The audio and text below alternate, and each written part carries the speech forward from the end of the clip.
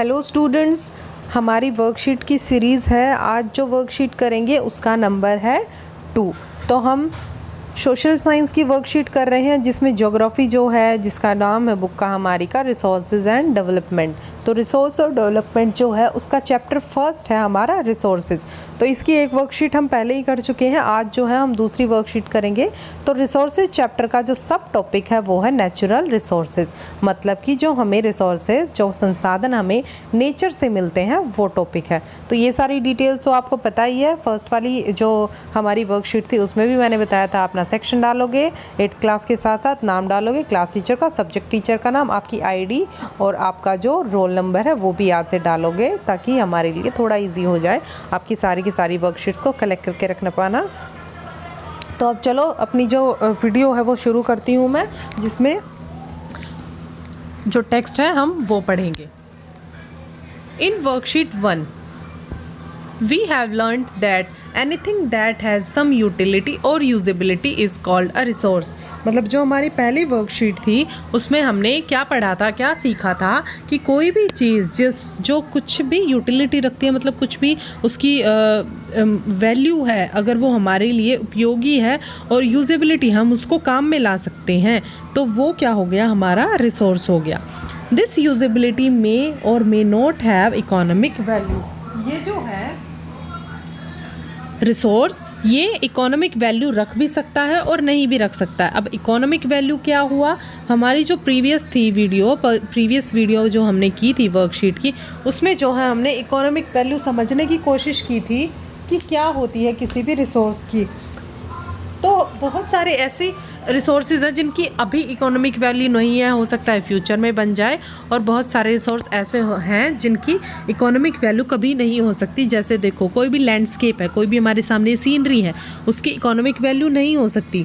वो सिर्फ हमें प्लेजर दे रहा है और वो नेचर से हमें रिसोर्स मिला है, नो डाउट, पर वो इकोनॉमिकली वैल्यूएबल नहीं है, हम उसको पैसे में नहीं खरीद सकते। जैसे like a beautiful landscape does not have any economic value, but on the other hand metals and fossil fuels have economic value but both are equally important resources। इसमें क्या बताया गया है हमें कि जो लैंडस्केप है वो इकोनॉमिकली इम्पॉर्टेंट नहीं होता, उसकी कोई वैल्यू नहीं होती, क्योंकि हम किसी भी लैंडस्केप को, किसी भी जगह को, जैसे हम पहाड़ों में घूमने जाते हैं, हम झरने देखते हैं, बीच पर जाते हैं, कोई भी ऐसी जगह है जो हमें प्लेजर तो देती है पर हम उसको ख़रीद नहीं सकते, वो है तो रिसोर्स पर उसकी इकोनॉमिक वैल्यू नहीं है। पर मेटल्स की, फॉसिल फ्यूल्स की जो है इकोनॉमिक वैल्यू है। हमारे जो मेटल्स होते हैं, कॉपर, गोल्ड, सिल्वर, ये सारे हमें ख़रीदने पड़ते हैं अपनी यूजेबिलिटी के लिए। तो ये जो हो गए इकोनॉमिकली इम्पॉर्टेंट हो गए, मतलब ये पैसे में, आर्थिक रूप से हम इनको यूज़ करते हैं। Now the question arises, are all resources that we have tabulated in previous worksheet come from the same source. Okay, अब हमारे सामने क्या चीज़ है कि जितने भी रिसोर्सेज हमें मिले हुए हैं, कि क्या वो जो प्रीवियस वीडियो में भी हमने डिस्कस किए थे, क्या वो एक ही सोर्स से आते हैं या दूसरे अलग अलग सोर्सेज से आते हैं। मतलब कि एक ही चीज़ से हमें सारे सोर्स मिल गए, मतलब नेचर से मिल गए, या इंसान ने बना दिए, या फिर कुछ नेचर ने बनाए, कुछ इंसानों ने बनाए, ये हम समझने की कोशिश करेंगे इस वाली वीडियो में। लेट्स डू सम एक्टिविटी, मतलब एक्टिविटी के थ्रू हम समझने की कोशिश करेंगे। Here is a list of some substances like soil, toy, vehicle, forest, bridge, rail, minerals, rivers, mountains, road, buildings, coal, furniture, petroleum, natural gas, sunlight, wine and etcetera. Okay, ये सारी की सारी चीज़ें हमें रिसोर्स हैं हमारे सामने। तो अब ये रिसोर्सेज जो हैं हम आगे समझेंगे कि हमें इनमें से कैसे कैसे पता चलेगा कि कौन सा जो रिसोर्स है वो नेचर मेड है, नेचुरल है, और कौन सा मैन मेड है या ह्यूमन मेड है। तो you can add plenty of things apart from these, मतलब इन सारे एग्जाम्पल्स के अलावा भी आप बहुत सारे एग्जाम्पल्स ले सकते हो अगर आप लेना चाहते हो तो। Now you arrange these and other substance surrounding you in two groups based on from where they are obtained, like one is done for you। मतलब एक हमें बता रखा है ना, जैसे देखो, obtained from nature, सॉइल हमें कहाँ से मिलती है, नेचर से, टॉय जो है मैन मेड होता है, ह्यूमन मेड होता है। तो इन सारों को जो है हमें अलग अलग छांटना है, डिस्ट्रीब्यूट करना है इन दोनों ग्रुप्स में। तो देखो, देखते हैं, सॉइल हो गई, सॉइल के लिए मैं N लिख देती हूँ नेचुरल के लिए, और मैन मेड या ह्यूमन मेड के लिए मैं H लिख देती हूँ। तो देखो टॉय हो ही गया ह्यूमन मेड।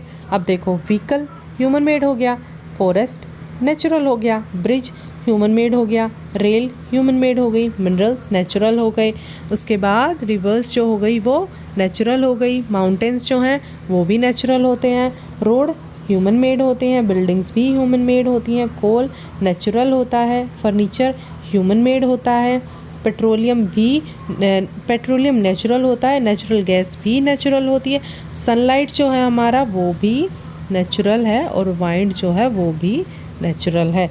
तो इस तरीके से जो है हम सारे के सारे चीज़ों को डिवाइड कर लेंगे दो पार्ट्स में कि कौन सा जो है किससे बना हुआ है।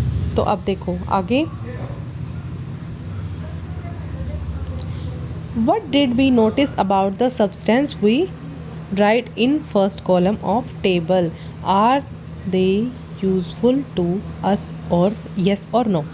ठीक है, हमने क्या नोटिस किया, जो फर्स्ट टेबल थी, जो यहाँ पर हमने सारे नेचुरल जो रिसोर्सेज हमने छांट करके उनमें से लिखे थे कि क्या वो हमारे लिए यूजेबल है, यूज़फुल है, यस है ना, हमारे लिए useful. What is the common in all the substances gift from nature और मेड बाय मैन, कि ये जो सारे सब्सटेंस थे जो कि टेबल 1 में थे, तो उनमें सबसे ज़्यादा मतलब क्या कॉमन था कि वो हमारे लिए गिफ्ट फ्रॉम नेचर है, हमारे लिए नेचर द्वारा दिया गया एक गिफ्ट है, उपहार है।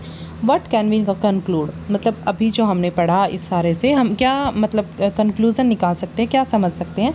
Some substances are obtained from nature and are used without much modification. Such substances are called natural resources, ना कि मैन मेड रिसोर्सेज। कैसे कि बहुत सारे जो सब्सटेंसेस हैं वो हमें नेचर से मिलते हैं और हम उनको बहुत ज़्यादा उनमें चेंजेस लाने की ज़रूरत नहीं पड़ती, वो यूं का यूं ही जो है हम यूज़ कर लेते हैं। थोड़ा बहुत प्योरीफिकेशन करने के बाद, जैसे पेट्रोल को हम यूज़ कर लेते हैं, CNG हो गई हमारी, LPG हो गई हमारी, तो ये जो हैं ये हम थोड़ा बहुत चेंजेस लाने के बाद ही यूज़ कर लेते हैं, तो ये हमारे नेचुरल रिसोर्सेज हो गए। अब देखो, now are all the natural substance same, okay. अब इस नेक्स्ट क्या है कि क्या सारे के सारे जो नेचुरल सब्सटेंस हैं, नेचुरल जो रिसोर्सेज हैं वो सारे सेम हैं। Classify the natural substance into the following 2 categories.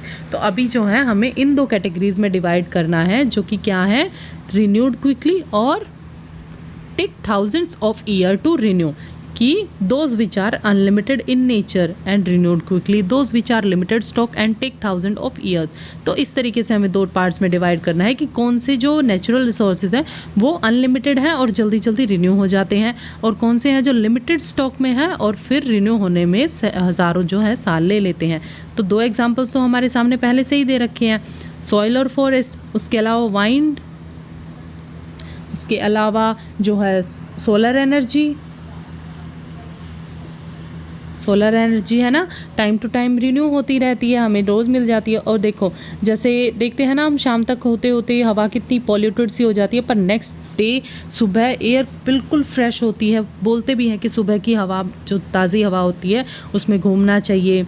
उसके अलावा मिनरल्स जो हैं वो बहुत जल्दी ख़राब हो जाते हैं, ख़त्म हो जाते हैं जबकि जो नेचुरल रिसोर्सेज जो टाइमली रिन्यू हो जाते हैं वो इतनी जल्दी ख़त्म नहीं होती है। इसी तरीके से कोल है, वो इतनी जल्दी ख़त्म हो जाता है कि एक बार बर्न किया उसको हम दोबारा यूज़ ही नहीं कर सकते, वो ख़त्म ही हो गया।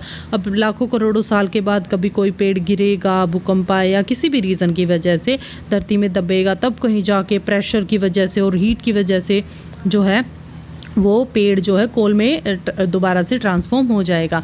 उसी तरीके से पेट्रोल हो गया, वो भी ख़त्म हो जाता है। एक बार बाइक में, स्कूटी में या फिर हमने किसी भी व्हीकल में हमने पेट्रोल डलवा दिया तो दोबारा यूज़ ही नहीं हो सकता, वो अमाउंट जो है पेट्रोल का वो ख़त्म हो जाता है। तो ये जो लिस्ट है हमारे पास, ये इससे हम देखते हैं। देखो सॉइल जो हो गई वो हमारी, ओके मैं स्टार लगा देती हूँ, जो कि रिन्यू हो जाते हैं, सॉइल रिन्यू हो जाती है। उसके बाद फॉरेस्ट जो हैं वो रिन्यू हो जाते हैं, मिनरल्स रिन्यू नहीं होते हैं, रिवर्स या वाटर हम कह सकते हैं वो रिन्यू हो जाते हैं, माउंटेन्स भी एक तरीके से, माउंटेन्स या फॉरेस्ट एक ही बात हो गई ना, माउंटेन्स भी नेचुरल रिसोर्स है। पहाड़ जो है हो सकता है उनकी फॉर्मेशन चेंज हो जाए, लाइक अभी हरा भरा है वो थोड़ा सूख जाए या फिर और भी ज़्यादा हरा भरा हो जाए, पर वो रिन्यू ही हो जाता है, कहीं ना कहीं ख़त्म नहीं होता। उसके अलावा देखो कोल जो है वो ख़त्म हो जाता है, पेट्रोलियम ख़त्म हो जाता है, नेचुरल गैस ख़त्म हो जाती है, सनलाइट रिन्यू हो जाती है, रोज़ मिलती है ना मैं, और पॉइंट का मैं बताई चुकी हूँ, वो भी रिन्यूएबल रिसोर्स में आती है। अब देखो नीचे चलते हैं दोबारा से हमारे टेक्स्ट की ओर। On the basis of the above observation, we can say there are some natural substances which are found abundantly in nature and get renewed quickly are called renewable resources। मतलब ये सारा कुछ पढ़ने के बाद हमें क्या समझ में आता है कि कुछ ऐसे रिसोर्सेज हैं, कुछ ऐसे सब्सटेंसेस हैं जो कि टाइमली बहुत जल्दी रिन्यू हो जाते हैं और एक काफ़ी सारी मात्रा में है नेचर में, जो कि रिन्यूएबल रिसोर्सेज हमें उनको कहते हैं। और दूसरा, while some other natural substances are limited in stock, are exhaustible and they take plenty of years to get replenished। इसमें क्या बताया है कि बहुत सारे रिसोर्सेज ऐसे हैं, सब्सटेंसेस ऐसे हैं जो एक लिमिटेड स्टॉक में हैं और एग्जॉस्टिबल है, मतलब एक लिमिट तक हैं, हद तक ही हैं जिनको हम यूज़ कर सकते हैं, बहुत जल्दी कंजप्शन उनका हो जाएगा अगर हम ऐसे ही करते रहे तो। They take plenty of years to get replenished, मतलब उनको काफ़ी सारा टाइम लग जाता है दोबारा से बनने में, दोबारा से रिप्लेनिश्ड होने में। Such substances are called non renewable resources. इन रिसोर्सेज को क्या कहते हैं? Non renewable. नाम से ही पता चल रहा है कि रिन्यू हो जाए जो, और जो रिन्यू ना हो पाए। However, we must always remember that careless use of renewable resources may make it exhaustible। मतलब रिन्यूएबल रिसोर्सेज का भी केयरलेस यूज़ अगर हम करते रहेंगे तो वो जो है ख़त्म होने की कगार पर आ जाएंगे, उनकी जो हद है वो ख़त्म हो जाएगी। लाइक वाटर और soil is abundant but it's careless use will make it unfit for utilisation. मतलब जो मिट्टी है और पानी है वो है तो बहुत सारी मात्रा में, पर उसको इतना पॉल्यूटेड हमने कर दिया है कि धीरे धीरे जो है वो अनफिट हो चुकी है यूटिलाइजेशन के लिए, मतलब यूज़ करने के लायक जो है वो कम हो गई है। चलो अब क्वेश्चन आंसर्स करते हैं। What are natural resources, give some examples. Worksheet समझ के हमें आ गया कि नेचुरल रिसोर्सेज कौन से हैं जो कि हमें नेचर से मिलते हैं और उनके एग्जांपल्स हम पहले ही कर चुके हैं। Differentiate between renewable and non renewable resources with examples. Differentiate between renewable and non renewable. Renewable resources कौन से होते हैं जो कि अबेंडेंटली है नेचर में और get renewed quickly are called renewable resources. ये दो लाइंस जो है कम्प्लीटली इनके बीच का कंपैरिजन जो है वो हमें बता रही हैं। और नॉन रिन्यूएबल रिसोर्सेज कौन से हैं? Which are limited in stock and are easily exhaustible and take plenty of years to get replenished. Classify the next question है, classify the following natural resources in renewable and non renewable resource: coal, forest, iron, water, sunlight, petrol, wind. तो इसको आप खुद से करोगे, इनमें से हमें बताना है कि रिन्यूएबल रिसोर्स कौन से हैं और नॉन रिन्यूएबल रिसोर्स कौन से हैं। Write an imaginary short story on life after all the sweet water sources get exhausted from earth. ये आप खुद से लिखोगे कि एक छोटी सी इमेजिनरी स्टोरी, शॉर्ट स्टोरी लिखनी है जिसमें क्या बताओगे आप कि लाइफ कैसी हो जाएगी जब पीने का पानी, जो मीठा पानी है, सारा ख़त्म हो जाएगा धरती पर, तो उसके बाद हम अपनी लाइफ कैसे जिएंगे। तो जो आज की वर्कशीट थी उसमें यही था कि नेचुरल रिसोर्सेज कौन से होते हैं और मैन मेड रिसोर्सेज या ह्यूमन मेड रिसोर्सेज कौन से होते हैं। और नेचुरल रिसोर्सेज जो है रिन्यूएबल और नॉन रिन्यूएबल दो टाइप के होते हैं। रिन्यूएबल कौन से होते हैं? जो इजीली रिन्यू हो जाते हैं और बहुत सारे स्टॉक में हमारे पास अवेलेबल हैं। नॉन रिन्यूएबल है जो कि लिमिटेड स्टॉक में है और बहुत जल्दी जो है ख़त्म होने की कगार पर पहुँच जाएंगे और वो बनने में बहुत सारे साल लगाते हैं। तो आई थिंक वीडियो समझ आई होगी आप लोगों को, वर्कशीट इजीली समझ आए। अगर नहीं आती है तो हमसे पूछना, जो भी आपका एसएसटी का टीचर है आपसे पूछ लेना, मुझसे भी पूछ सकते हो। तो नेक्स्ट वीडियो का वेट करना, जब तक हमारी वर्कशीट नहीं आती है तो हम आपको वीडियो जो है बनाकर भेज देंगे।